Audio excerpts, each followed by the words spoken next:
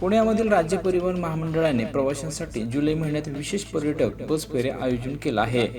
यामध्ये शिवाजीनगर आगाराच्या वतीने हरेश्वर, महाबळेश्वर तसेच कोल्हापूर परिसरातील विविध धार्मिक आणि पर्यटन स्थळांसाठी या विशेष पॅकेज बस सेवा चालवण्यात येणार आहेत।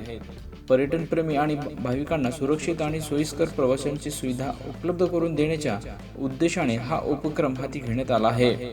या विशेष बस फेऱ्यामुळे प्रवाशांच्या पॅकेजमध्ये पर्यटन आणि धार्मिक स्थळांना भेट देण्याची संधी मिळणार आहे। या सुविधेचा जास्तीत जास्त नागरिकांनी लाभ घ्यावा असं आवाहन मात्र पुणे विभागाच्या विभाग नियंत्रण अरुण सिंह यांनी यावेळी केलं आहे। जुलै महिन्यात 3 विशेष पर्यटक फेऱ्या आयोजन करण्यात आलं असून पहिली फेरी 11 जुलैला सकाळी 6 वाजता शिवाजीनगर बस स्थानकातून सुटणार आहे।